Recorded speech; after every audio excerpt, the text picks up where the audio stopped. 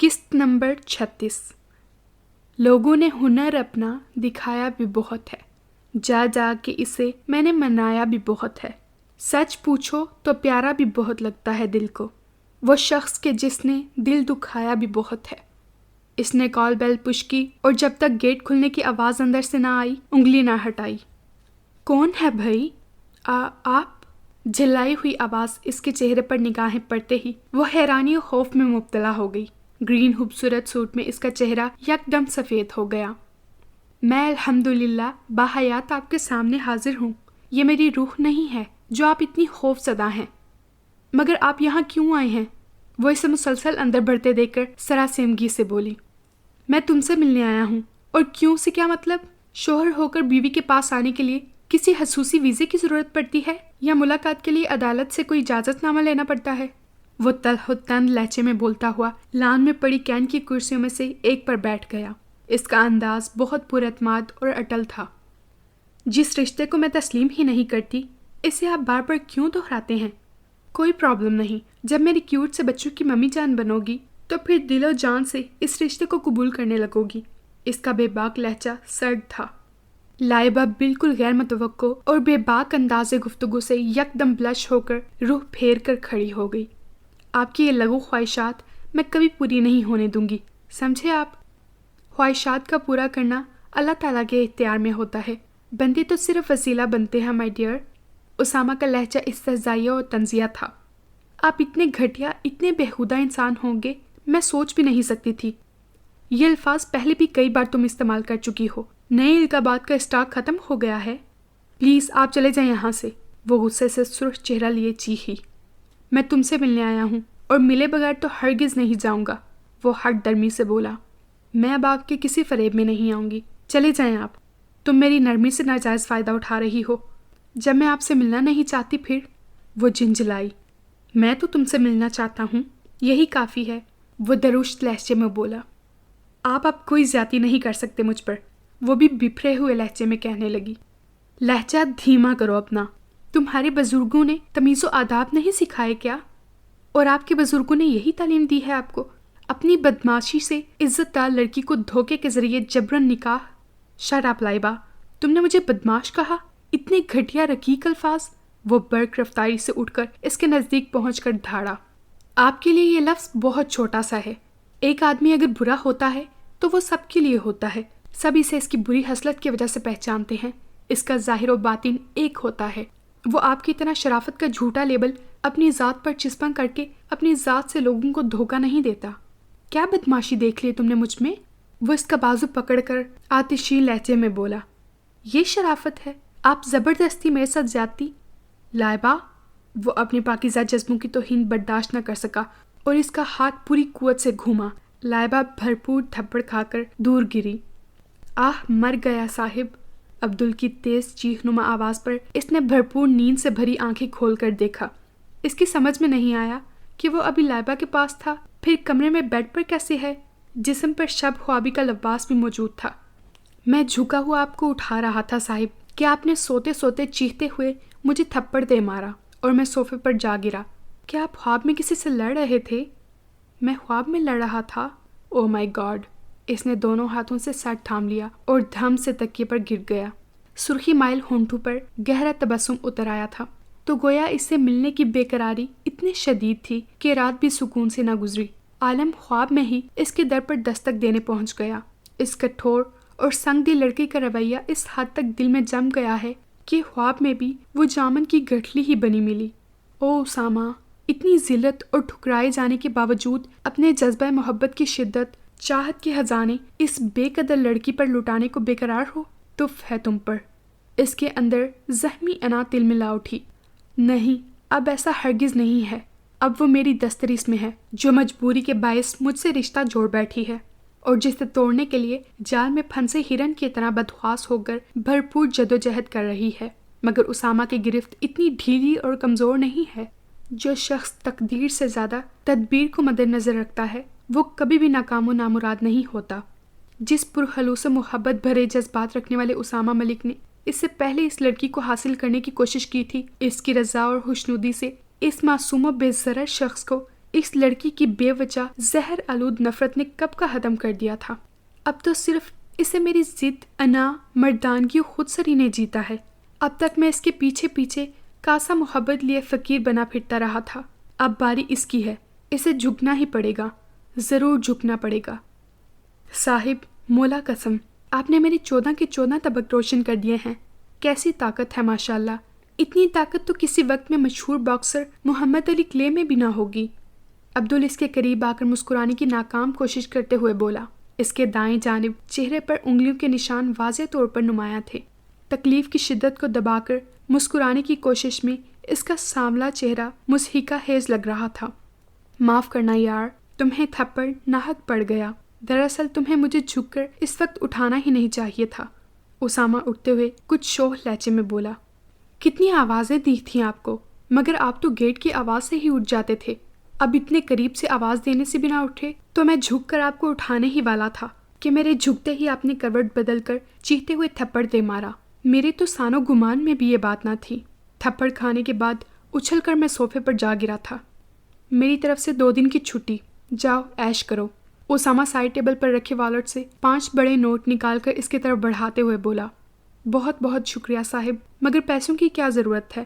چھٹی ملنے پر عبدل کھل اٹھا تھا. پیسے لیتے ہوئے عذرا اخلاق و انکسار کہہ اٹھا. بھوا کے لیے اور چھوٹی کے لیے کچھ تحائف ضرور لے لینا. بھوا کو میرا سلام کہنا اور چھوٹی کو پیار. اسامہ اس سے بیٹی لیتے ہوئے ہدایت دینے لگا. جی صاحب ضرور، میں 2 دن بعد لوٹ آؤں گا جی. عبدل مسکرایا. تھپڑ سے جو تمہارے چہرے پر نشان آ گئے ہیں اس وجہ سے بھیج رہا ہوں کہ تم مہمانوں کے درمیان سب کی محسوس کرو گے. اسامہ خالی کپ ساسر اسے دیتے ہوئے کہنے لگا. براؤن 3 پیس سوٹ میں ملبوس، چہرے پر سرخ نقاب سے باس کی سرخ آنکھیں جھانک رہی تھیں.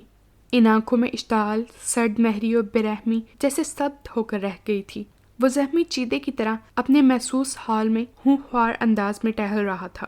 اس کی قہر آلود نگاہیں مین گیٹ پر جم گئی تھیں، جیسے وہ کسی کا انتظار کر رہا ہو. چند سیکنڈ بعد دروازہ کھلا اور 4 نوجوانوں کے ہمراہ انور اندر داخل ہوا اور 5 نے بہت مؤدبانہ انداز میں اسے سلام کیا. انور باس کے اشارے پر اس کے قریب کھڑا ہو گیا، جبکہ وہ چاروں پشت پر ہاتھ باندھے گردن جھکائے سہمے کھڑے تھے. خوف سے ان کے چہروں کا رنگ اڑ چکا تھا، جسموں میں کپکپاہٹ نمایاں تھی. نمبر 2، کیا وجہ ہے کہ ہمارا ٹارگٹ ہمیشہ ہٹ نہیں ہو پاتا؟ ایک کے بعد دوسری اور تیسری ناکامی کے بعد مسلسل ہم شکست کھا رہے ہیں. باس سرد لہجے میں انور سے مخاطب ہوا. اس کی تیز نگاہیں بہت باریک بینی سے انور کے چہرے کا جائزہ لے رہی تھیں. میری تو کوشش ہوتی ہے، میری مکمل توجہ اسی پوائنٹ پر مرکوز رہی ہے کہ وہ ڈی ایس پی ہٹ ہو جائے. میرے انتظامات بھی مکمل ہوتے ہیں، مگر باس سمجھ میں نہیں آتا ہم میں سے کون غدار ہے جو پہلے ہی انفارم کر دیتا ہے اور وہ عین آخری لمحے بچ نکلتا ہے. انور نے مؤدبانہ لہجے میں وضاحت کی. باس، ہم چاروں بہت عرصے پہلے سے آپ کی خدمت کرتے آ رہے ہیں اور کئی قابل ذکر کارنامے ہم نے آپ کی پارٹی کو مضبوط سے مضبوط کرنے کے لیے انجام دیے ہیں. تو یہ کیسے ہو سکتا ہے کہ ہم آپ سے غداری کریں؟ ان میں سے ایک انور کو گھورتے ہوئے آہستگی سے بولا. اس جھانسے میں مجھے پھنسانے کی کوشش مت کرنا. نمبر 7، غداری، دھوکہ، فریب، یہ سب کب خون کر جائے بھروسہ کسی کا نہیں ہوتا. آج کل سارے اعتبار و اعتماد صرف کاغذ کے رنگ برنگے نوٹوں پر قائم ہیں. اگر کوئی وفادار ہے تو صرف یہی کاغذ کے نوٹ ہیں. ان کی خاطر انسان اپنے مذہب، ملک اور اپنے لوگوں سے رشتہ توڑ لیتا ہے. باس، ہم نے آپ کو حلف دے رکھا ہے کہ تنظیم کی خاطر جان دے دیں گے. ہم سب سے غداری کر سکتے ہیں باس، مگر آپ سے نہیں. دوسرا نوجوان جذباتی لہجے میں بولا. گستاخی معاف باس، آپ کے اس شخص کو نمبر 2 بنانے پر پہلے ہی مجھے اعتراض تھا اور اب بھی مجھے یقین ہے کہ یہ شخص ہماری جڑوں میں گھس کر ہمیں ڈبل کراس کر رہا ہے. ہمارے تمام منصوبے فیل ہو رہے ہیں، ہمارا مال پکڑا جا رہا ہے، ہمارے اڈوں پر پولیس کے قبضے ہو رہے ہیں. ہم اتنے عرصے سے کام کر رہے ہیں، کبھی کوئی ہماری گڑ تک نہیں پا سکا تھا. پھر یہ اچانک کچھ عرصے سے ایک دم ہی کایا کیوں پلٹ گئی؟ ان میں سے ایک کرخت چہرے والا درست انداز میں باس سے مخاطب ہوا. اس کی کینہ-توز نگاہیں انور کو نفرت سے گھور رہی تھیں. باس، اگر نمبر 3 کو مجھ پر شک ہے تو میں ہر سزا بھگتنے کے لیے تیار ہوں، جس طریقے سے آپ چاہیں. اپنی تسلی و اطمینان کر لیجئے باس. انور مطمئن انداز میں باس کے قریب آ کر کھڑا ہو گیا۔ اس کے چہرے پر سچائی کا اطمینان و سکون تھا۔ نمبر 3، تم یہ کہنا کیا چاہتے ہو کہ میں نے انور کو نمبر 2 بنا کر غلط فیصلہ کیا ہے؟ میرے فیصلے کو چیلنج کر رہے ہو؟ تمہاری اتنی جرت؟ باس ایک دم ہی دھاڑا۔ نہ نہیں باس، سوری باس، میرے یہ مطلب نہیں تھا باس، معاف کر دیں باس، معاف کر دیں۔ نمبر 3 کو جیسے ایک دم ہی موت کا بھیانک چہرہ نظر آ گیا۔ وہ بری طرح گڑ گڑاتا ہوا باس کے قدموں میں گر گیا۔ ان تینوں کے چہرے بھی زرد ہو گئے تھے۔ اٹھ جاؤ بزدل، تمہاری اس بزدلانہ گڑ گڑاہٹ نے اور بھی واضح کر دیا ہے کہ میرا فیصلہ کتنا درست تھا۔ بہادر دلیر انسان کبھی موت سے نہیں ڈرتا۔ اپنے موت کے پروانے پر تم نے خود اپنے دستخط کر دیے ہیں، باس گرجدار آواز میں بولا۔ اسی لمحے دیو قامت آدمی کمرے میں آئے اور نمبر 3 کو بے دردی سے گھسیٹ کر کمرے سے لے گئے، جو موت کے خوف سے پہلے ہی بے ہوش ہو گیا تھا۔ ہمیں پہلے ہی احساس ہو گیا تھا کہ نمبر 3 انور کو نمبر 2 بنانے کے فیصلے سے خوش نہیں ہے۔ بہت عرصے سے ہمارے ساتھ کام کرنے کی بنا پر وہ خود کو اس عہدے کا اہل سمجھنے لگا تھا، مگر بڑے عہدے اونچی منصب کے لیے طویل ہمراہی لازمی نہیں ہوتی، بلکہ مختصر عرصے میں شاندار و جاندار کارنامے ہوتے ہیں۔ انور نے اپنی صلاحیتوں سے، اپنی جواں مردی، ہمت اور بہادری، دلیری اور ذہانت سے یہ سیٹ حاصل کی ہے جو نمبر 3 برداشت نہیں کر پایا تھا۔ اس کی آنکھوں میں بغاوت، غداری کی چمک ہم پہلے ہی دیکھ چکے تھے، مگر ہم نے اسے ڈھیل دے دی تھی۔ آج اس کا انجام ہو گیا ہے۔ اس کا انجام کسی اور کو آئندہ غداری پر نہ اکسائے گا، باس اطمینان بھرے لہجے میں بولا۔ میرا بھائی بنا ہے دلہا اور پھول کھلے ہیں دل کے، ارے میری بھی شادی ہو جائے، دعا کرو سب مل کے، میرا بھائی بنا ہے دلہا۔ شمیر کی لہکتی چمکتی آواز پر ہال کہکوں سے گونج اٹھا۔ تمہارے لیے دعا کا وقت نہیں آیا ابھی، لہٰذا صبر کر کے کھلے دل سے یہ خوشی مناؤ۔ کسی نے بڑے خلوص سے اس سے مشورہ دیا۔ کیوں، میرے لیے دعاؤں کا سٹاک ختم ہو گیا ہے کیا؟ شمیر گڑبڑا کر بولا۔ اس کی اس ایکٹنگ پر پھر کہہ کے بکھرے۔ تمہارے لیے ابھی سٹاک رکھا ہی نہیں گیا ہے تو ختم کیسے ہوگا؟ میرے ساتھ یہ سوتیلا پن کیوں؟ آخر کو مستقبل کا ڈاکٹر ہوں پھوپھو جان۔ چھوٹی پھوپھو نزت کی بات پر وہ بچوں کے سے انداز میں مچل کر بولا۔ وہ اس لیے میری جان کہ آپ کی خواہشات و شوق بدلتے رہتے ہیں۔ نبیل خلاف عادت بہت مسرور و خوش لگ رہا تھا۔ اس کے نزدیک بیٹھتے ہوئے شرارتی انداز میں بولا۔ بڑا کمرہ جسے بہت خوبصورتی و نفاست سے ریشمی پردوں اور دیدہ زیب قالینوں اور دیگر ڈیکوریشن پیسز سے بہت شاہانہ انداز میں سجایا گیا تھا، مہمانوں سے بھرا ہوا تھا۔ قریبی عزیز اور رشتہ داروں کے علاوہ روہیل صاحب کے دوستوں کی فیملیز بیرون ممالک سے بھی آئی ہوئی تھیں۔ وائٹ پیلس سے بھی زینی اور ماریا کے علاوہ سب لوگ آئے ہوئے تھے۔ آج ارشد کو زبردستی اپٹن لگایا گیا تھا۔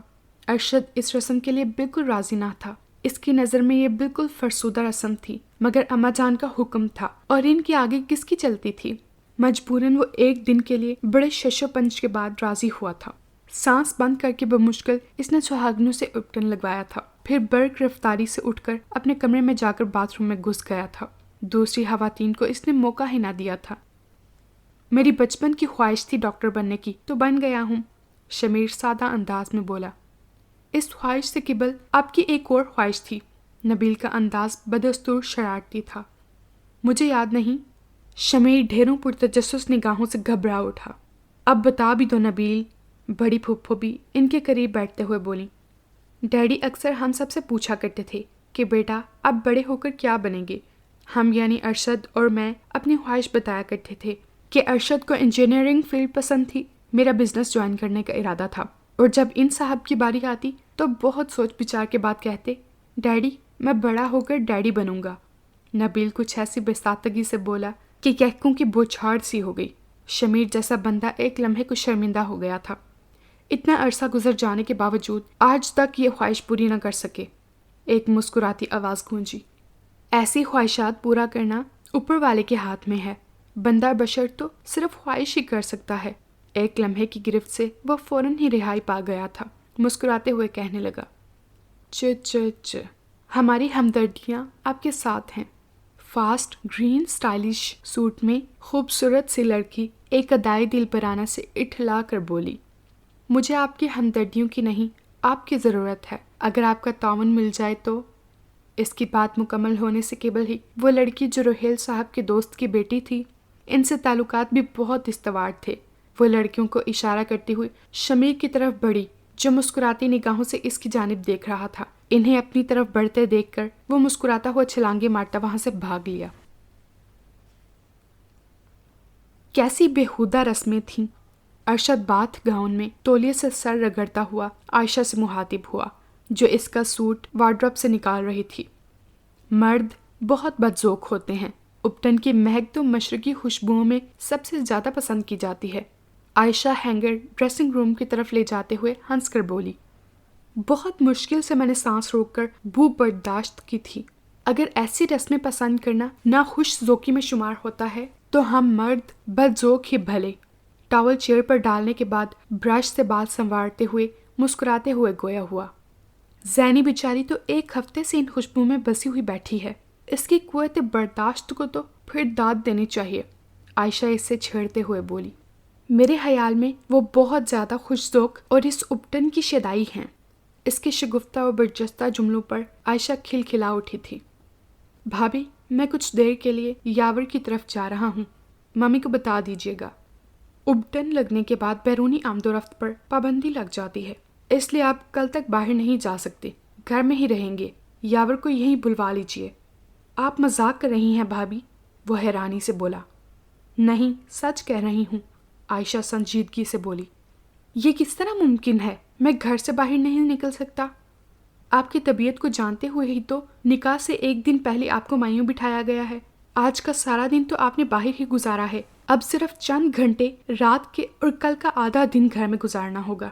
شام کو تو آپ دلہا بن کر چلے ہی جائیں گے۔ عائشہ نرمی سے اسے سمجھاتے ہوئے بولی۔ مائی گڈنس، اپٹن نہ ہوا کہ گویا فلو ہو گیا، وہ بڑبڑایا۔ ابھی تو جلیبی دودھ بھی کھانی ہے تمہیں؟ عائشہ اس کی بیزار صورت دیکھ کر ہنس کر مخاطب ہوئی۔ ڈیڈی، ابھی آپ مزید ریسٹ کریں گے، آپ کی کنڈیشن اتنی اچھی نہیں ہوئی کہ آپ ڈیوٹی جوائن کرنے کو بےتاب ہوں، کنول توفیق صاحب سے لجاجت سے مخاطب ہوئی۔ 15 دن ہسپتال میں زیر علاج رہنے کے بعد وہ ایک ہفتہ قبل گھر شفٹ ہو گئے تھے۔ اس عرصے میں ان کے سینے اور مختلف جگہوں پر زخم بڑھ چکے تھے۔ ابھی وہ کچھ کمزوری کا شکار تھے مگر مضبوط قوت ارادی والے فرض شناس پولیس آفیسر تھے۔ 22 دن شدید تکلیف کے باعث انہوں نے بمشکل گزارے تھے۔ جبکہ وہ چلنے پھرنے کے قابل ہو گئے تو انہیں اپنا گھر بیٹھنا بالکل نہ بھا رہا تھا۔ اب وہ ڈیوٹی پر جانے کو بے قرار تھے، کنول انہیں جانے نہیں دے رہی تھی۔ ضرورت سے زیادہ آرام انسان کو کاہل و نکما بنا دیتا ہے۔ ہر عمل میں توازن و میانہ روی ضرور ہونی چاہیے۔ جتنی مجھے آرام کی ضرورت تھی، میرے خیال میں تو میں اس سے زیادہ آرام کر چکا ہوں۔ اب میرا فرض مجھے پکار رہا ہے۔ توفیق صاحب کنول کے شانے کو تھپ تھپاتے ہوئے نرم لہجے میں سمجھانے لگے۔ رہنے دیجیے توفیق صاحب، آپ کے علاوہ بھی بے شمار لوگ کام کر رہے ہیں اس محکمے میں، ساری ذمہ داری آپ کے کاندھوں پر نہیں ہے جو آپ اس قدر فکر مند ہیں۔ مسز توفیق ملازمہ کے ہمراہ اندر داخل ہو کر ان سے مخاطب ہوئیں۔ ملازمہ ٹیبل ٹرالی کے قریب رکھ کر جا چکی تھی۔ وہ ڈش سے چکن سوپ اور دلیا پلیٹ میں نکالنے لگیں۔ آج آپ نے اپنے مبارک ہاتھوں کو کیوں زحمت دے ڈالی؟ وہ دلیے اور سوپ کی طرف اشارہ کر کے شوخ لہجے میں بولے۔ کیونکہ مسز توفیق کچن کے کام کو ہاتھ نہیں لگاتی تھیں۔ ڈیڈی، ممی خود اپنے ہاتھ سے آپ کے لیے ڈشیں تیار کرتی ہیں۔ جب سے آپ ایکسیڈنٹ کا شکار ہوئے ہیں، ہسپتال میں بھی ممی خود ہی لے کر جایا کرتی تھیں، کنول نے مسرور سے انداز میں اطلاع دی۔ واہ، پھر تو یہ حادثہ بہت مبارک ثابت ہوا ہے جو آپ کی ممی کے ہاتھوں کی ڈشیں کھانے کو مل رہی ہیں، ورنہ آپ کی ممی کے تانے اور جھڑکیاں کھا کھا کر مسلسل بدہضمی رہنے لگی تھی۔ وہ ہنستے ہوئے کہنے لگے، ارے کیسی بدفعل منہ سے نکالتے ہیں آپ، حادثے بھی کبھی مبارک ہوتے ہیں؟ ہمارے لیے تو مبارک ہی ثابت ہوا ہے۔ دلیا کھاتے ہوئے ان کا لہجہ بدستور شوخ تھا۔ پہلے تو کچن میں نے ہی سنبھالا ہوا تھا، وہ آپ نے کھانوں میں نقص نکال نکال کر مجھے اتنا بد دل کر دیا کہ مجھے باورچی رکھنا پڑا، اور سوشل لائف جوائن کرنے کے بعد تو گھر پر اتنا رہنا ہی نہیں ہوتا تھا۔ مسز توفیق کا سارا تنتنا اکڑ بدمزاجی توفیق صاحب کو ملنے والی نئی زندگی کی مسرت نے ختم کر کے رکھ دی تھی۔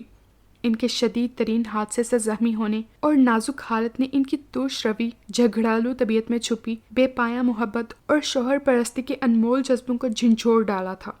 چند دن کی ان کی بے ہوشی اور دوری نے انہیں احساس دلایا کہ وہ کس طرح ان کی سانس میں سمائے ہوئے ہیں، پھولوں میں خوشبو کی طرح۔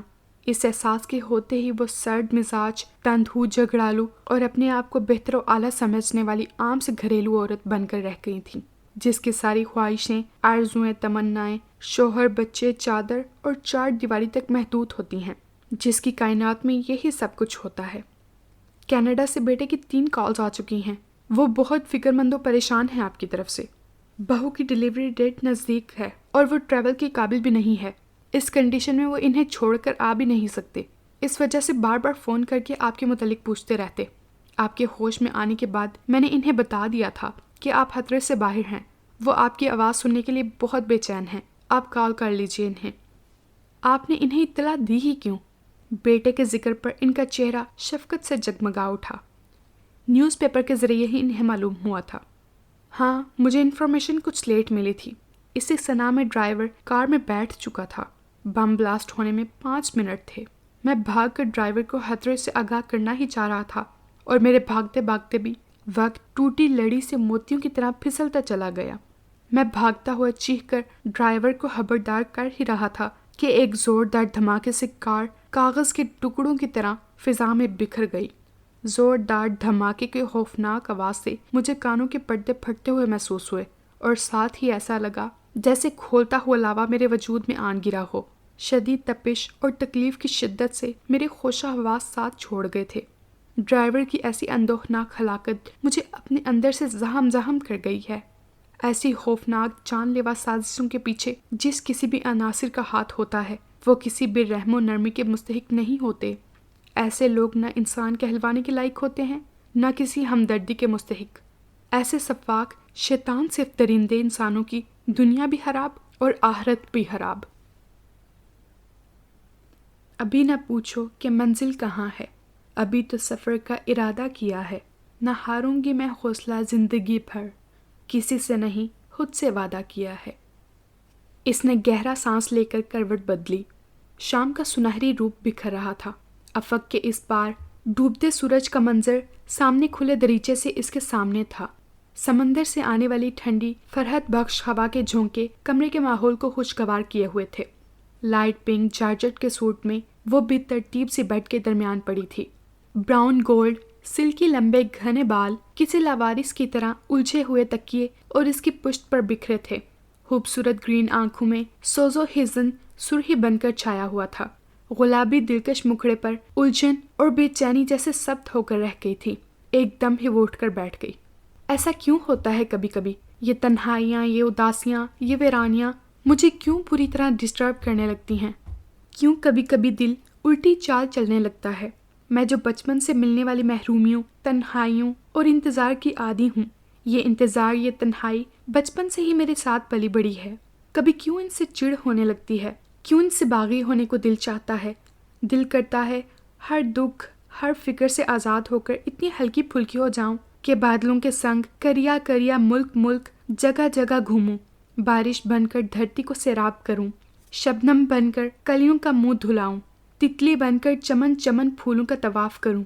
کتنی سہانی، دلکش و بے فکر زندگی ہوگی وہ، مگر ایسا کس طرح ممکن ہے؟ خیالات و خوابوں کی دنیا بڑی رنگین اور دلکش ہوتی ہے، طلسم و شربا کی طرح، جہاں خود کو بہلانے کے لیے وقتی طور پر حقیقت سے فرار حاصل کر کے کچھ لمحے ہم اپنی مرضی و پسند کے گزار لیتے ہیں۔ آنکھ کھلنے کے بعد حقیقت آدم خور مگرمچھ کی طرح اپنا خوفناک منہ کھولے ہماری منتظر ہوتی ہے، جس سے فرار کسی طرح ممکن نہیں۔ میں جو بہت حقیقت پسند اور غیر جذباتی آدم بیزار لڑکی ہوں، کبھی کبھی واقعی خوابوں کی خوش رنگ دنیا میں پہنچ جاتی ہوں۔ کتنی احمقانہ سوچیں ہو جاتی ہیں میری۔ اس نے سوچتے ہوئے خود کو سرزنش کی اور بال سمیٹ کر جوڑے کے انداز میں لپیٹتے ہوئے اٹھ کھڑی ہوئی۔ سائیڈ سے دوپٹہ اٹھا کر شانوں پر ڈالا اور دروازہ کھول کر کمرے سے باہر نکل آئی۔ گھر کے در و دیوار مکمل طور پر اپنی محسوس خاموشی و اداسی میں ڈوبے ہوئے تھے۔ گھر میں تھے ہی کتنے افراد، ایک ماما اور دوسری وہ خود۔ ملازمین کام سے فارغ ہو کر اپنے کوارٹرز میں چلے جاتے، اور جو کام بھی کر رہے ہوتے تو اتنی خاموشی و آہستگی سے کہ معمولی سی آواز بھی نہیں ہوتی تھی۔ ماما کی بیماری کے پیش نظر اس نے یہ تمام آرڈرز دے رکھے تھے جن پر ملازم مکمل طور پر عمل کر رہے تھے۔ اس نے آہستہ سے ماما کے کمرے کا دروازہ کھول کر دیکھا۔ اے سی کی ٹھنڈک میں سامنے بیڈ پر ماما چادر اوڑھے بے خبر سو رہی تھیں۔ ان کے زرد لاغر چہرے پر اس نے چند لمحے نگاہیں جمائیں اور پھر آہستگی سے دروازہ بند کر کے لاؤنج کی طرف بڑھ گئی۔ خوبصورت انداز میں ڈیکوریٹ کیے گئے لاؤنج میں بھی اسے وحشت ہونے لگی۔ وہ گھبرا کر وہاں سے کوریڈور عبور کر کے باہر لان میں آ گئی۔ خوشبوئیں بکھیرتے خوبصورت خوشنما پھولوں سے ہرا بھرا لان جنت کا کوئی ٹکڑا لگ رہا تھا۔ لان کے وسط میں بنا ہوا وائٹ سنگ مرمر کا جدید فوارہ دلکش انداز میں پانی اچھالتا آنکھوں کو حیران کر رہا تھا۔ مالی پودوں پتوں کے کانٹ چھانٹ میں مصروف تھا۔ لائبہ کو دیکھ کر اس نے فوراً سلام کیا۔ لائبہ سلام کا جواب دیتی لان کے بائیں جانب بڑھ گئی تاکہ مالی مکمل اعتماد سے کام کر سکے۔ لان کا یہ حصہ سمندر کی سائڈ تھا۔ اندر کوٹھی کے مین گیٹ سے سیڑھیاں شروع ہو کر نیچے ساحل کی ریت پر ختم ہوتی تھیں۔ لہریں صرف 4 سیڑھیوں تک آتی تھیں جس سے کوٹھی کو کوئی نقصان نہ پہنچتا تھا۔ لائبہ اپنی منتشر سوچوں سے لڑتی ریت پر ننگے پاؤں چلنے لگی۔ سورج ڈوب چکا تھا۔ سرمئی اندھیرا پھیلنا شروع ہو گیا تھا۔ سمندر کی لہروں میں بھی تیزی بڑھتی جا رہی تھی۔ وہ سب سے بے نیاز اپنی بےکلی و اضطرابی کیفیت پر قابو پانے کی کوشش کر رہی تھی۔ امید کی کوئی کرن، آس پاس روشن دیا، بشارتوں کی کوئی روشن مشل راہ میں نہیں تھی۔ زندگی گزر گئی، خواہشوں اور خوش فہمیوں کے جگنوں کو مٹی میں بند کیے۔ خوش بختی کا کوئی ننھا سا ستارہ بھی تاریک راہ کو منور نہ کر سکا۔ میرا وجود کسی بھٹکی ہوئی روح کی مانند بے قرار رہتا ہے، کسی ایسے پرندے کی مانند جس کے پر کاٹ کر اسے نوچ کر ہوا میں چھوڑ دیا گیا ہو۔ مجروح بے نور آنکھیں کبھی وسعت کی پرواز کا ساتھ نہیں دے سکتی ہیں۔ قید سے رہائی پانے والا پنچھی صرف خیالوں میں ہی آزاد اور خوش ہو سکتا ہے۔ بی بی جی، آپ کو ماما بیگم بلا رہی ہیں۔ ملازمہ کی پاٹ دار آواز اسے سوچوں کے صحرا سے کھینچ لائی۔ سرمئی فضا میں شام اور رات گلے مل رہی تھیں۔ پیروں کو چھو کر جاتی لہروں کے پانی میں ٹھنڈک بڑھ گئی تھی۔ وہ خاموشی سے اس کے ہمراہ اندر بڑھنے لگی۔ اندر اور لان میں لگی تمام لائٹیں روشن ہو گئی تھیں۔ اس نے نل سے پیر دھو کر تمام ریت ہٹائی۔ ٹاول سے پاؤں صاف کرنے کے بعد سلیپر پہن کر ماما کی طرف چلی آئی۔ کیا بات ہے، آج طبیعت بہتر نہیں لگ رہی؟ وہ اس کے مزاج کے تمام موسموں سے اچھی طرح آشنا تھیں۔ اس کے چہرے پر چھائی پس مردگی، آنکھوں میں بجھی ہوئی قندیلیں، سست روی سے اٹھتے قدم، اس کی اندرونی کیفیت سمجھنے میں انہیں کوئی تردد نہ ہوا۔ نامعلوم کیوں ماما، کبھی کبھی طبیعت پر چھایا جمود ٹوٹنے لگتا ہے۔ نا آسودہ خواہشیں، آرزوئیں یکدم ہی باغی ہو کر سرکشی پر آمادہ ہو جاتی ہیں۔ میں کسی بے بس و بے جان پرندے کی طرح مجبوری کا شکار سوائے ڈپریسڈ ہونے کے کیا کر سکتی ہوں؟ میں اتنی کمزور کیوں ہوں ماما، جو اپنی مرضی سے خوش بھی نہیں رہ سکتی؟ وہ ماما کی آغوش میں چہرہ چھپا کر لیٹ گئی۔ اس کا لہجہ بکھرا بکھرا تھا۔ آپ کیوں ڈپریسڈ کر دینے والے خیالوں کو دل میں جگہ دیتی ہیں؟ آپ کی مسرتوں پر کوئی پہرا نہیں ہے۔ آپ کے اوپر نچھاور ہونے کے لیے مسرتیں بے انتہا ہیں۔ آپ انہیں استعمال کرنا تو سیکھیں۔ آپ نے خود اپنے لیے دکھوں اور محرومیوں کے حصار قائم کر لیے ہیں۔ وہ اس کے بالوں میں انگلیاں پھیرتی ہوئی ملائم و شفیق لہجے میں سمجھانے لگیں۔ نہیں ماما، کبھی کبھی آپ بہت ہرٹ کر دینے والی غیر منصفانہ گفتگو اختیار کر لیتی ہیں۔ سب جانتی ہیں آپ کتنی پابندیاں ہیں مجھ پر۔ اپنی مرضی سے کسی کو مل نہیں سکتی، کسی سے دوستی نہیں کر سکتی۔ یونیورسٹی میں بھی ہنا سومیا وغیرہ سے دوستی کے دوران کس قدر احتیاط کرنی پڑتی تھی مجھے۔ وہ میرے فیملی ممبرز میرا فیملی بیک گراؤنڈ جاننے کے لیے اکثر بے چین رہتی اور میں کسی نہ کسی بہانے سے بات بدل دیا کرتی تھی، مگر میں اس لمحے اندر سے گھائل ہو جاتی۔ میری روح، میرا وقار، میرا مان سب زخمی ہو جاتے۔ وہ آج پھر عرصے بعد اپنے زخموں سے کھرنٹ اکھیڑ رہی تھی۔ رستے ہوئے زخموں کی ٹیسیں ماما بھی محسوس کر رہی تھیں۔ اس کی آنکھوں سے گرتا ایک ایک آنسو ان کے دل میں گھاؤ ڈال رہا تھا۔ دنیا میں سب کچھ تو نہیں ملتا ہے سب کو لائبہ۔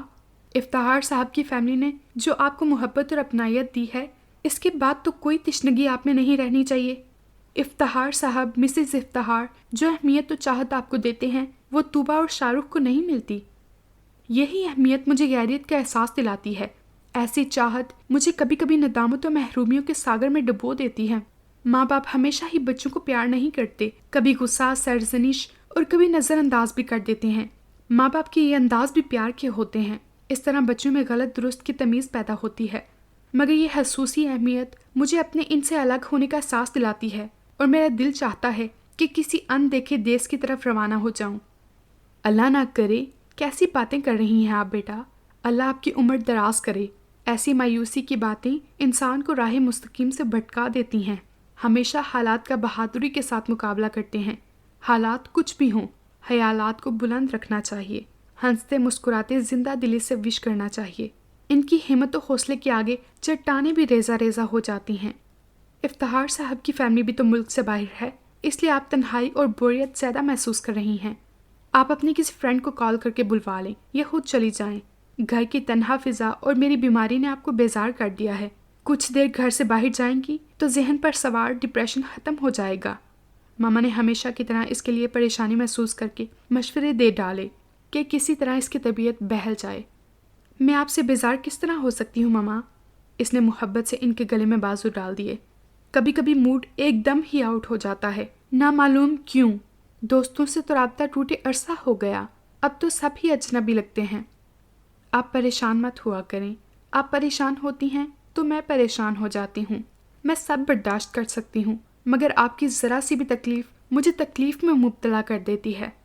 ماما اس کے بال چومتے ہوئے آرزدہ لہجے میں بولی۔ روشنیوں اور رنگوں کی دلکشی، بہار کے نشاط انگیز نظارے ہر سو بکھرے ہوئے تھے۔ زرق برق ملبوسات سے اٹھتی خوشبوئیں، مدھم سرگوشیاں، فضا میں بکھرے کہکے، کلیوں کی طرح چٹکتی مسکراہٹیں ماحول کو پر نور و پر بہار بنائے ہوئی تھیں۔ وائٹ کوٹ پر سرخ کوٹ اور ٹائی میں ملبوس بے شمار ویٹرز مہمانوں کی خاطر توازے کولڈ ڈرنکس و آئس کریم وغیرہ سے کر رہے تھے۔ شہر کا مہنگا ترین مصروف میرج ہال اس وقت بلا مبالغہ ہزاروں مہمانوں سے پر تھا، جن میں زیادہ تعداد روہیل صاحب کے خاندانی رشتہ داروں کی تھی، اور خاصی تعداد میں مہمان دوسرے شہروں اور بیرون ملک سے بھی تعلق رکھتے تھے۔ روہیل صاحب بیگم عظمت کے ہمراہ مہمانوں سے مبارکبادیں وصول کر رہے تھے، کیونکہ کچھ دیر قبل ارشد اور زینی کا نکاح ہو چکا تھا۔ ارشد سٹیج پر دوستوں اور کزنز میں گرا ان سے مبارکباد وصول کر رہا تھا۔ بہت بہت مبارک ہو بھابی جان اور بھائی صاحب آپ کو بھی۔ روہیل صاحب کے دوست سونی بلڈرز کے مالک اکرم احسان اور ان کی مسز ان سے خوش دلی سے مخاطب ہوئیں۔ آپ کو بھی بہت مبارک ہو۔ عظمت بیگم ان سے گلے لگتے ہوئے مسکراتے ہوئے بولی۔ لائٹ بلیو جارجٹ کی دیدہ زیب برائی والی ساڑی میں وہ اپنی عمر سے کم لگ رہی تھیں۔ ڈائمنڈ کے خوبصورت سیٹ، نفاست سے کیے گئے پروکار لائٹ میک اپ میں سچی مسرتوں سے ان کا وجود خوبصورت لگ رہا تھا۔ ہر ماں کی طرح ان کا بھی ارمان بیٹے کا صحرا دیکھنے کا مکمل ہو رہا تھا۔ بہو بھی من پسند ملی تھی، خوشی ان کے انگ انگ سے پھوٹ رہی تھی۔ Any problem? تمہارے چہرے سے مسرت نہیں، حسرت حویدہ ہے۔ اکرم احسان کلوز فرینڈ ہونے کے ناطے ان سے فری تھے۔ اب بھی روہیل صاحب کی کچھ سنجیدہ سی شکل دیکھ کر فکر مند لہجے میں بولے۔ ان کی سنجیدگی میں رنجیدگی خاصی نمایاں تھی۔ سمجھا کریں اکرم صاحب، بیٹے کو صحرا باندھے دیکھ کر اپنا صحرا یاد آ رہا ہوگا۔ قریب آتے دوست اسحاق احمد شوخی سے بولے تو ان کے ساتھ اکرم صاحب بھی کہکے لگانے لگے۔ روہیل صاحب کے چہرے پر بھی مسکراہٹ چھا گئی تھی۔ عظمت بیگم سچ مچ کسی کنواری دلہن کی طرح شرما کر چہرہ جھکا گئی تھیں۔ حفت سے ان کا چہرہ سرخ ہو گیا تھا۔ بھابھی کا شرمانا ابھی بھی غضب کا ہی ہے۔ شوخ لہجے کے ساتھ مسکراہٹیں ابھریں۔ آئیں بھابھی، میں آپ کی سیٹ تک رہنمائی کروں۔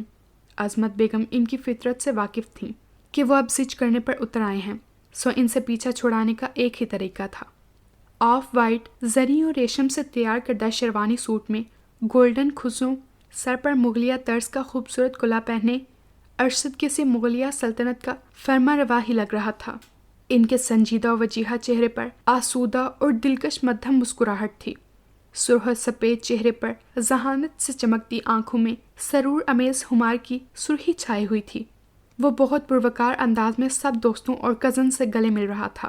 سب اسے جوش و خروش سے مبارکباد دے رہے تھے۔ سب سے آخر میں اس کے گلے سے لگ کر مبارکباد دینے والا اسامہ ملک تھا۔ تم نے گویا ہمیں اس سعادت سے محروم رکھا، مگر میں قرض رکھنے والا نہیں ہوں، پہلے اپنی مبارکباد وصول کرو۔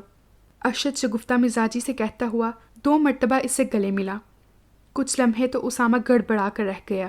وہ دانستہ ان لوگوں سے بچنا چاہ رہا تھا، مگر موقع ایسا تھا کہ سب جمع تھے اور بہت محتاط رہنے کے باوجود وہ پکڑ میں آ رہا تھا۔ کیوں بھائی، آپ اسامہ بھائی سے 2 مرتبہ گلے کیوں ملے؟ یہ سالے ہیں آپ کے، آپ ان کے سالے نہیں ہیں، کیونکہ زینی ان کی بہن ہوتی ہے۔ شمیر ان کے قریب آ کر مسکرا کر بولا۔ میرا خیال ہے تم اسی وجہ سے ہم سے ملنے کی کوشش نہیں کر رہے تھے۔ ارشد شمیر کو نظر انداز کر کے بولا۔ یہ ایک ایسا مسئلہ ہے جو ابھی ڈسکس کرنے کا نہیں ہے، بعد میں بات کروں گا۔ اسامہ مسکراتے ہوئے اس سے مخاطب ہوا۔ 2 سال میں وہ آپ کے لیے مسئلہ بن گئیں، اور مجھے یقین ہے اس عرصے میں اور بھی چھوٹے موٹے مسئلوں نے جنم لے لیا ہوگا۔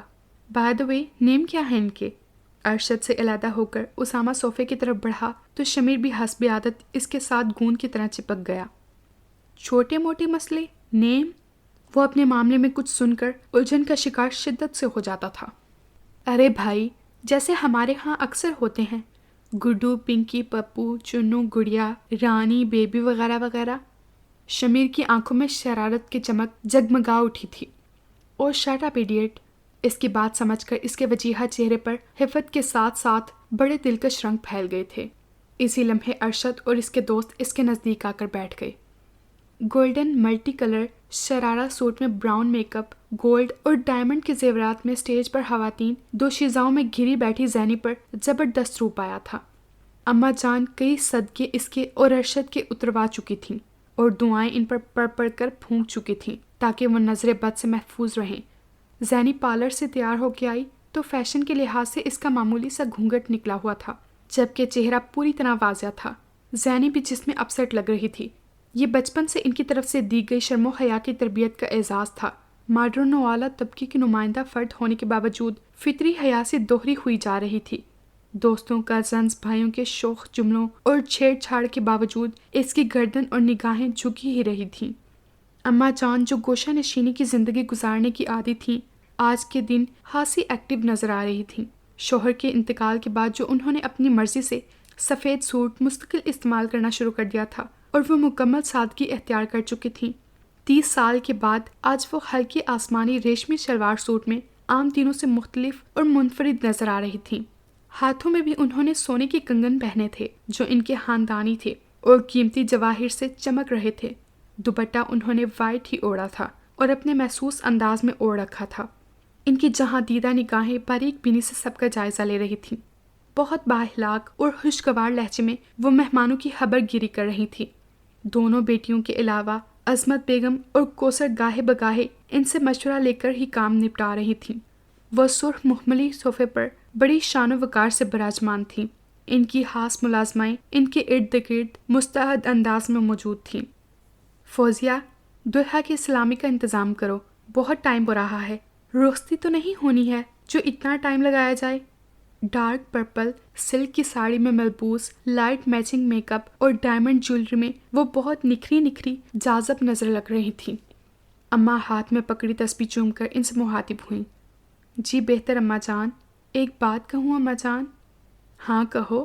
میرے خیال میں میرا رویہ اپنی بہوؤں کے ساتھ کبھی بھی اتنا بے مروت و بے لچک نہیں رہا کہ مجھ سے بات کرنے سے قبل اجازت کی ضرورت پڑے۔ آج وہ واقعی بے انتہا خوش تھیں، جو مسکراتے ہوئے چاندنی جیسے نرم و ملائم لہجے میں بولیں۔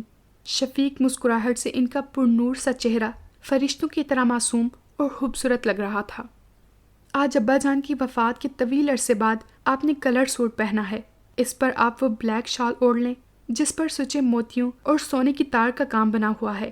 موقع کی مناسبت سے وہ شال آپ پر خوبصورت لگے گی اور ہمارا ارمان بھی پورا ہو جائے گا۔ فوزیہ کے پرشوق لہجے میں محبت و اصرار تھا۔ تمہارے بابا کے مرنے کے بعد کائنات میرے لیے ویران ہو گئی تھی۔ بننے سنورنے، خوبصورت ملبوسات اور زیورات پہننے کا شوق ان کے ساتھ ہی سپرد خاک ہو گیا تھا۔ عورت بیوہ ہو جاتی ہے تو اس کی خوشیاں، تمنائیں اور آرزوئیں فطری طور پر اپنے بچوں سے وابستہ ہو جاتی ہیں۔ زندگی صرف بچوں کے دم سے قائم و دائم رہتی ہے۔ عورت ہونے کے ناطے میرے احساسات و جذبات بھی اپنے بچوں کے لیے مختص ہو گئے۔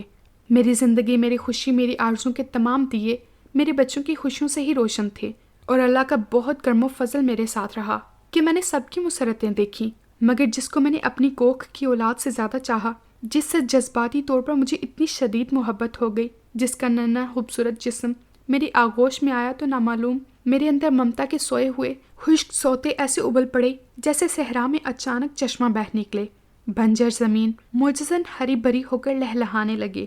وہ مجھے اپنی سگی اولاد اور پوتوں پوتیوں سے زیادہ پیارا ہو گیا۔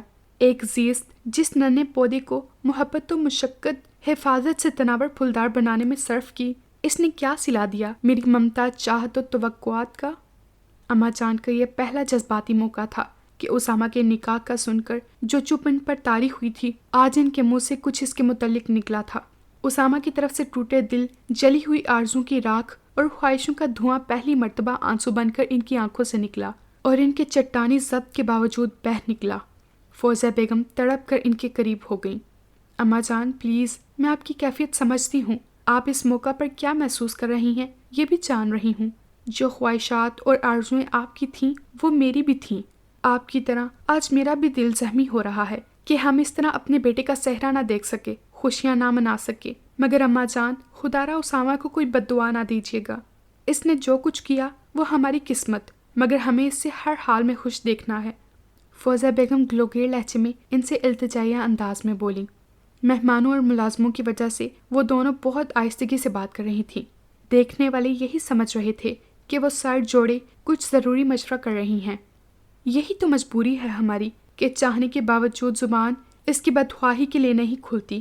ماں کا رشتہ بہت ظرف و صبر اور برداشت والا ہوتا ہے، چاہنے کے باوجود میری زبان نہ کھل سکی۔ وہ دستی رومال سے آنسو پونچھتے ہوئے بولیں۔ دونوں پھوپھیوں، بھابھی، ماں، دوستوں اور کزنز کے جھرمٹ میں ارشد سسرال والوں کو دستور کے مطابق سلام کرنے آیا تھا۔ خاندان کے بزرگ ہونے کی وجہ سے یہاں بھی اماں جان کو ہی سربراہ بنایا گیا تھا۔ خشک میوہ جات مٹھائیوں اور موسمی پھلوں کے ٹوکروں کے علاوہ تمام بیش قیمت جوڑے اور جیولری سیٹ تھے سسرالی عزیزوں کے لیے، جن میں ممانیاں، چچیاں، دادی، جٹھانی، ساس، سسر، دیور وغیرہ کے بھی سوٹ تھے۔ ساس کے لیے کندن کا سیٹ اور سونے کی چوڑیاں تھیں۔ ارشد کو اماں کے اشارے پر ریاض نے ڈائمنڈ کی انگوٹھی پہنائی اور قیمتی ہیرے جڑے ریسٹ واچ کلائی پر باندھی۔ سب مسکراتے ہوئے اشتیاق بھرے انداز میں یہ رسم دیکھ رہے تھے۔ موویز کی تیز روشنیوں، فوٹو کیمروں کی لائٹوں نے ماحول کو جگمگا کر رکھ دیا تھا۔ اماں جان نے بے شمار دعاؤں سے نوازا۔ کوثر بیگم نے ماتھا چوم کر سلام کا جواب دیا اور سلامی میں نیو ماڈل مرسیڈیز کی کار کی چابی اور 5 لاکھ کا چیک دیا۔ ارشد جو خوددار اور غیور فطرت کا مالک تھا، اسے یہ سب بہت گراں بلکہ قدر ناگوار گزر رہا تھا۔ اس نے سوچا تھا صرف سلام کرنے کی غرض سے اماں جان نے اسے وہاں بلایا ہے۔ اگر ایسی رسم اسے معلوم ہوتی تو وہ پہلے ہی انکار کر دیتا۔ یہی وجہ تھی کہ اس کا مسکراتا چہرہ سنجیدہ ہو گیا تھا۔ ناگواری اور جھنجھلاہٹ اس کے موڈ سے ظاہر تھی۔ بڑی پھپھو اور عائشہ بطور باڈی گارڈ اس کے ہمراہ دائیں بائیں موجود تھیں، ورنہ وہ راہ فرار اختیار کر لیتا۔ دلہا دلہن کب تک الگ الگ بیٹھیں گے؟ اب تو بھائی کو بھابھی کے قریب بٹھا کر تھوڑی مووی بنوائیں گے، تصویریں لیں گے تاکہ خوبصورت آئیں۔ شمیر جو بہت دیر سے یہ بات کہنا چاہ رہا تھا، آخر کار زیادہ ضبط نہ کر سکا تو اماں جان سے بول اٹھا۔ صرف نکاح ہوا ہے ابھی، کوئی رخصتی نہیں ہو رہی، نہ ساتھ مووی بنے گی اور نہ فوٹو کھینچیں گے۔ اماں جان سخت لہجے میں حتمی انداز میں بولیں۔ ہمیں ایسی بے حیائی گوارا نہیں ہے۔ ان کے لہجے میں درستگی تھی۔ بے حیائی کی کیا بات ہے اماں جان؟ وقت بہت آگے جا چکا ہے، اب تو منگنی پر موویز بھی بنتی ہیں، فوٹو بھی کھینچے جاتے ہیں۔ لڑکا لڑکی صرف منگنی کی انگوٹھی کے حوالے سے آزادانہ و بے باکانہ انداز میں ملتے ہیں۔ اب ایسی باتیں معیوب بے حیائی میں شمار نہیں ہوتی۔ نگہت بیگم نے انہیں سمجھاتے ہوئے دلائل دیے۔ ہم خاندانی لوگ ہیں، وقت کے ساتھ ساتھ دستور اور نسب بدلنا کم ذات اور غیر خاندانی لوگوں کا ظرف ہوتا ہے۔ خاندانی آن بان والے غیرت مند لوگ کبھی اپنی ریت نہیں بدلتے۔ خاندانی جاہ و جلال، شان و شوکت کے معاملے میں اماں جان کا وجود فخر و غرور سے تن گیا تھا۔ اس معاملے سے قطعی بے تعلق ارشد جو ٹوائلٹ سے آ رہا تھا، اس کی نگاہیں بے اختیار ہی سٹیج پر کنفیوز سی بیٹھی زینی کے خوشبرو چہرے پر جو پڑی تو گویا وہ پلٹنا ہی بھول گئیں۔ ہمیشہ بہت سادگی میں رہنے والی زینی پر کچھ ایسا قیامت خیز حسن چڑھا تھا کہ وہ جو خود کو چٹان سمجھ رہا تھا، پل بھر میں اس کے تباہ کن عروسی حسن سے ریزہ ریزہ ہو گیا تھا۔ اس کے اندر سے اسے فوری پا لینے اور چھو لینے کی ایسی تڑپ اٹھی کہ وہ نہ کرتا ہوا بھی اچانک انوکھے فیصلے پر پہنچ گیا۔ مہمان خواتین میں سے کسی کا بچہ چیخ کر رویا تو وہ اپنی محفیت پر چونک اٹھا۔ زینی پر سے نگاہ ہٹا کر اس نے حفت بھرے انداز میں ارد گرد کا جائزہ لیا۔ ارد گرد پیڑوں اور پھولوں کے باعث کوئی اسے چیک نہ کر سکتا تھا۔ اس نے ایک گہری نظر سائڈ پر بنے سٹیج پر ڈالی۔ یہاں اس کی نگاہوں سے بے خبر زینی مہمانوں میں گھری بیٹھی تھی۔ وہ مطمئن سا سٹیج کی طرف بڑھ گیا۔ میں تمہاری کوئی ہیلپ اس وقت نہیں کر سکتا، سوری یار۔ اس کی بات سن کر اسامہ نے چند لمحے غور سے اس کی جانب دیکھنے کے بعد سنجیدگی سے کہا، کیوں؟ جہاں تک میرا مشاہدہ ہے تم اماں جان کے بے حد قریب ہو، اور تم نے ایسے موقعوں پر اماں جان کو اپنے دلائل سے قائل بھی کیا ہے۔ ارشد کے لہجے میں حیرانی تھی۔ فی الحال میں اقتدار سے محروم ہوں، یا یوں سمجھ لو کہ باغی ہوں۔ خاندان سے باہر شادی کرنے پر اماں جان ناراض ہیں۔ ناراضگی بہت چھوٹا اور معمولی سا لفظ ہے، وہ میری شکل تک دیکھنے کے روادار نہیں ہیں۔ سوری یار، لیکن مجھ سے اب خالی ہاتھ بھی نہیں جایا جائے گا۔ ارشد کے لہجے میں کچھ ایسی بے قراری اور بے ساختگی تھی کہ اسامہ کہکا لگا بیٹھا۔ خدا کے لیے ایسے ظالم انداز نہ اپنایا کیجیے صنف مخالف کو دیوانہ بنانے کے لیے۔ ارے کئی خواتین اور دوشیزائیں آپ کے کہکے پر واری ہو کر گر پڑی ہیں۔ شمیر سیڑھیاں پھلانگتا ان کے قریب پہنچ گیا، غور سے دیکھتے ہوئے۔ آپ آج بہت ڈیسنٹ و ہینڈسم لگ رہے ہیں، اس لیے ساری عنایتیں تمہارے لیے ہوں گی، اسامہ مسکراتا ہوا بولا۔ بلو 3 پیس سوٹ میں شمیر وجیحہ لگ رہا تھا۔ آپ کی موجودگی میں میری دال کہاں گل سکتی ہے؟ دیکھ لیجئے کتنی نگاہیں آپ کے ارد گرد ہیں۔ اطلاع دے دو، ان کے جملہ حقوق محفوظ ہو چکے ہیں، اب یہ کسی کی امانت ہیں۔ ارشد خلاف مزاج شوہی سے بولا تو تینوں ہی کہکے لگانے لگے۔ ماشاءاللہ، بہویں آپ کی دونوں ہی بہت خوبصورت ہیں مسز روہیل۔ روہیل صاحب کی دوست کی بیگم عائشہ کو لپٹا کر پیار کرنے کے بعد مسکرا کر بولی، یہ آپ نے سرپرائز گفٹ دیا ہے۔ دوسری خاتون بھی مسکراتی ہوئی گویا ہوئی۔ ارشد کی شادی کا سن کر مجھے بڑی حیرت ہوئی کہ آپ کے خاندان میں ایسے فیصلے بہت باصول طریقے سے کیے جاتے ہیں۔ کس طرح ممکن تھا کہ نبیل کی موجودگی میں چھوٹے کا رشتہ ہو جائے؟ کیونکہ آپ کی ساس اس معاملے میں بہت ٹھوس خیالات رکھتی ہیں۔ اصل صورتحال تو یہاں آ کر معلوم ہوئی۔ تیسری خاتون بھی شامل گفتگو ہوئی۔ اس وقت بات ہی کچھ ایسی ہوئی، عائشہ میری فرسٹ کزن کی بیٹی ہیں۔ میری کزن اور ان کے شوہر کا کچھ عرصے پہلے انتقال ہو گیا تھا۔ عائشہ اپنے بھائی کے ساتھ آئی تھی، نصیب سمجھ لیں یا تقدیر کے فیصلے۔ ان کے بھائی کا بھی ٹریفک ایکسیڈنٹ میں انتقال ہو گیا۔ اب میں کس طرح اکیلی جوان لڑکی کو دوسرے شہر میں تنہا چھوڑ سکتی تھی؟ ہم سب کی متفقہ فیصلے سے نبیل کی شادی ہم نے بہت سادگی سے کر دی کہ جوان بھائی کی موت کا صدمہ عائشہ کو ہوش و حواس سے بیگانہ کیے ہوئے تھا۔ پھر ہمیں بھی افسوس تھا، اس وجہ سے ہم عائشہ کو سادگی سے بیاہ کر گھر لے آئے۔ خیال تھا کہ کچھ عرصے بعد خوشیاں منائیں گے تو سب رشتہ داروں کو تقریب میں بلا کر اعلان کر دیں گے، مگر عائشہ کے پریگننٹ ہونے کی وجہ سے پروگرام تبدیل کرنا پڑا۔ یا یوں سمجھیے کہ آج کے دن اللہ تعالیٰ نے ان کی رونمائی بھی کروانا پسند فرمائی تھی۔ بہت عرصے سے تیار کردہ کہانی جس میں کچھ حقیقت تھی، کچھ غلط بیانی بھی تھی، اپنی اور عائشہ کی عزت کی مضبوطی کے لیے انہوں نے بنائی تھی، لوگوں کو سنا کر مطمئن کر رہی تھیں۔ انہیں مطمئن و خوش دیکھ کر لوگ بھی بڑے اتفاق سے عائشہ سے مل رہے تھے۔ ڈارک گرین سلما موتیوں اور دبکے کے کام سے بھرے لہنگا سوٹ میں فل میک اپ اور جویلری میں وہ دلہن بنی ہوئی تھی اور بہت حسین لگ رہی تھی۔ عظمت بیگم نے اس کو پارلر سے تیار کروایا تھا۔ منا باری باری سب کی گود میں منتقل ہو رہا تھا، سب کے چہروں پر مسرتیں رقصاں تھیں۔ براؤن 3 پیس سوٹ میں ملبوس روہیل صاحب کچھ الجھے ناراض سے نظر آ رہے تھے۔ ان کے اندر کسی سرد جنگ کا آغاز ہو چکا تھا۔ وہ کوشش کے باوجود سب لوگوں میں خود کو مکمل نہ کر سکے تھے۔ شروع میں انہوں نے کچھ میزبانی و مہمانداری نبھائی، مگر جلد ہی تقریباً ہال کی گہما گہمی مہمانوں کے شور و غل سے عاجز آ کر لان میں رکھی ہوئی چیئرز پر بیٹھ گئے تھے۔ کئی مرتبہ عظمت بیگم ان کو بلانے کے لیے بھی آئیں، مگر انہوں نے سختی سے کہہ دیا کہ وہ کچھ دیر تنہائی چاہتے ہیں، انہیں کوئی ڈسٹرب نہ کرے۔ عظمت بیگم جو ان کی اندرونی کیفیت سے بے خبر تھیں مگر مزاج سے آشنا تھیں، خاموشی سے ان کے پاس سے آ گئیں۔ ارشد کے مائیوں والے دن یعنی کل ان کی اماں سے کسی بات پر تنہا کمرے میں کوئی خفیہ میٹنگ ہوئی تھی، جس میں اماں اور روہیل کے علاوہ کوئی تیسرا شریک نہیں تھا۔ نامعلوم کیا ان کے درمیان خفیہ مذاکرات ہوئے تھے کہ کل ہی سے ان کا موڈ سخت آف تھا۔ وہ اسی وقت سے اپنے کمرے میں بند ہو گئے تھے۔ کسی خوشی میں انہوں نے حصہ نہیں لیا تھا۔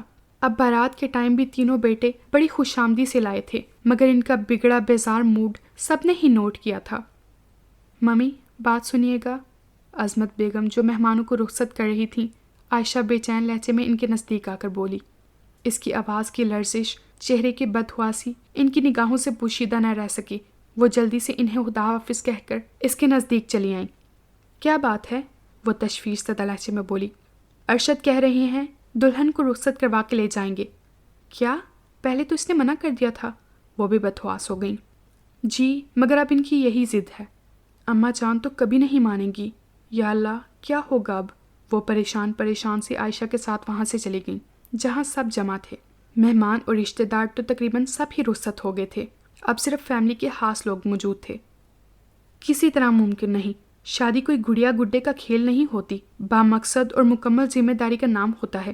بات صرف نکاح کی ہوئی تھی، نکاح ہو گیا، رخصتی کچھ عرصے کے بعد ہوگی۔ اماں جان کی پرجلال آواز گونج رہی تھی۔ ارشد ان کے نزدیک ہی سر جھکائے بیٹھا تھا، باقی سب بھی ان کے نزدیک چیئر پر بیٹھے تھے۔ زینی کو ان کے حکم پر ماریا اور نزت ڈریسنگ روم میں لے آئی تھیں۔ میرے خیال میں اس میں کوئی حرج نہیں ہے اماں جان، تقریب تو بھرپور شادی کی ہی ہوئی ہے اماں جان۔ نبیل آہستگی سے ان سے مخاطب ہوا۔ تو کیا ہوا؟ پہلے سمجھایا تھا، مگر جب تو بات سر سے گزر گئی تھی۔ اب اس طرح اچانک بیٹی کو رخصت کر دینا بھی خاندانی عزت پر داغ لگانے کے مترادف ہے۔ لوگ کیا سوچیں گے، کیسی باتیں بنائیں گے کہ نامعلوم لڑکی میں کیا عیب تھا جو یوں خاموشی سے رخصت بھی کر دیا۔ مجھے یہ بات پسند نہیں آئی، وہ منہ بنا کر بولیں۔ اماں جان، آپ فرماتی ہیں بے جا نمود و نمائش، بے مقصد پیسے کا زیاں اللہ تعالیٰ پسند نہیں کرتے۔ پھر آج جو فضول نمائش، رسموں پر پیسہ خرچ ہوا، ہزاروں مہمانوں کی شرکت، خاطر و مدارت پر جو اخراجات آئے، یہ سب بلا مقصد ہی ہوا نا۔ ارشد کسی ایمرجنسی میں طویل عرصے کے لیے ملک سے باہر جاتا تو نکاح کی رسم دانش مندانہ فعل تھا، مگر اب ایسا نہیں ہے۔ ارشد یہیں موجود ہے، برسر روزگار ہے، آسانی سے زندگی کی ذمہ داری اٹھا سکتا ہے۔ پھر کیوں آپ رخصتی کے خلاف ہیں؟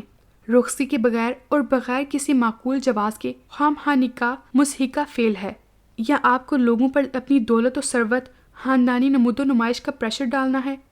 اسامہ نے تہیہ کیا تھا کہ اس معاملے میں نہیں بولوں گا، مگر وہ اسامہ ملک ہی نہیں جو حق و سچ بات کے لیے سولی پر نہ چڑھ جائے۔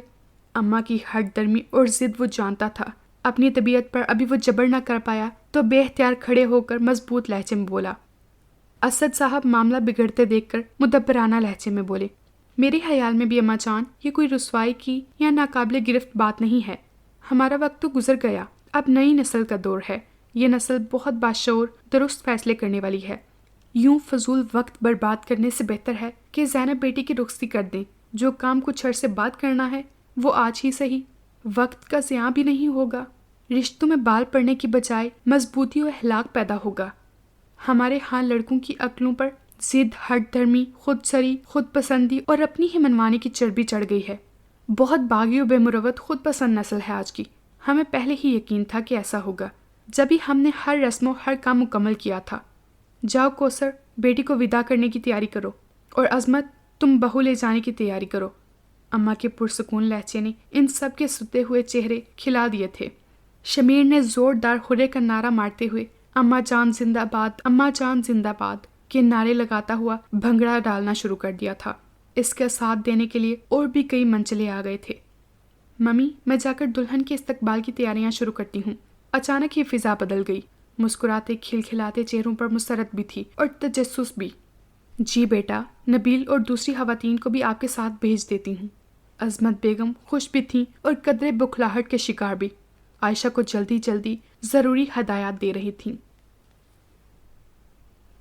انور بہنوں کے درمیان بیٹھا بہت مطمئن خوش تھا۔ فاران اپنے دوست سے ملنے گلبرگ گیا ہوا تھا، کیونکہ کل صبح کی فلائٹ سے وہ دونوں لاہور واپس جا رہے تھے۔ ان سے ملنے افشاں ماں اب بچوں کی آئی ہوئی تھی اور اس کے شوہر کو رات کو آنا تھا۔ اس وقت وہ تینوں بہنیں انور کو گھیر کر بیٹھ گئیں۔ خورشید بھی ان کے نزدیک بیٹھی تھی۔ تابش افشاں کے بچوں کے ساتھ نیچے لان میں کھیل رہی تھی۔ شمائلہ نے شربت کے گلاس لا کر ان کو دیے اور اپنا گلاس لے کر تبندہ اور افشاں کے درمیان گھس کر بیٹھ گئی۔ آپ ہی اور تبندہ ٹھیک کہہ رہی ہیں بھائی، اب اس گھر میں بھابھی آ جانی چاہیے۔ بھیا، آپ بات ٹالیں گے نہیں، اگر آپ کی مرضی نہیں ہے تو بتا دیں، ورنہ لڑکیوں کی کمی ہرگز نہیں ہے۔ تبندہ شربت کا سپ لیتے ہوئے بے قراری سے بولی۔ ضروری ہے شادی زندگی کے لیے؟